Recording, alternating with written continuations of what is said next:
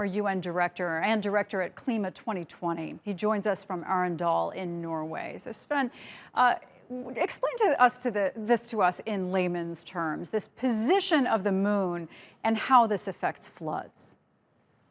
Well, this is a normal phenomena, and it is so that both the sun and the moon is creating gravity, and depending on the moon's orbit, this will also have an influence on the tide. So, and this there is the moon's orbit is in a cycle of 16, 17 years, and that is why NASA now is predicting these problems coming up in the midst of this decade. So only recently we saw people like top government officials in the United States still claiming that these severe weather events that we see over and over again in increasing severity are just part of natural cycles. So what is the best evidence that these things do have a man-made component? Well, it is difficult to convince some of these people that we have this problem. And we see now what has happened in China. It was just on your TV. We saw what happened in Canada and the US a week ago. We saw what happened in Europe. We see what is happening on Siberia burning. All these issues was predicted by scientists, and then people were taken by surprise.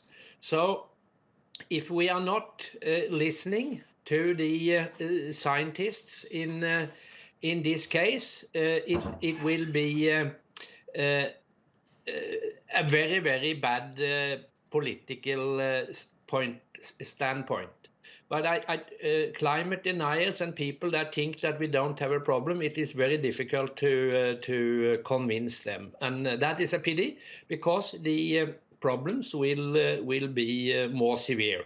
There is absolutely no reason not to listen to what NASA is saying in this case. US has to prepare for these flooding to happen, and they will be worse in the middle of this century. If we sit down and think that, well, we don't believe in NASA and scientists, then we are very irresponsible. So more than a third of the entire global population lives within 60 miles of a coast. We have major global cities built right on the water. We have cities that are below sea level. Are we seeing a shift in human thinking that people can't be doing this anymore? We're going to have to change the way our populations grow geographically. Well, everything that is happening now is predicted by science. The problem is that we are not listening to them. And we will see severe more problems in the coastal areas in the years to come.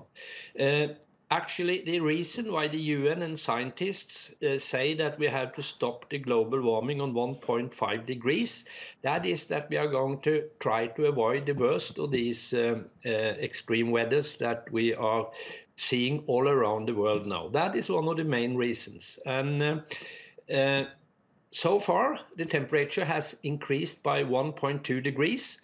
And with the current policy, the current pledges that countries are coming with to Glasgow, the top meeting there in November, we can expect that we will have a temperature increase on 3 centigrades by the end of the century. And that is not a climate crisis, that is a recipe on climate catastrophe. And the longer we are not listening to the scientists, the worse this will be. And the cost of doing something now is much cheaper than the cost to repair the catastrophe when that occurs. Absolutely. And so we have global warming. We now have the moon in the second part of its approximately 18-year cycle. Is there a sense of how much more dramatic these flooding events could be within the next decade? Well, that is difficult to say, but as we see now, it is very severe.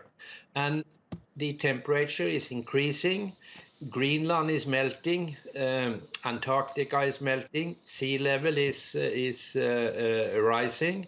So we can expect that by the end of the century, some scientists now say that with the current policy, we might have a sea level rise on more than 1 meter, maybe 2 meter, and then you have these additional impacts from the moon gravitation, as we just talked about, and we have the storms and the typhoons.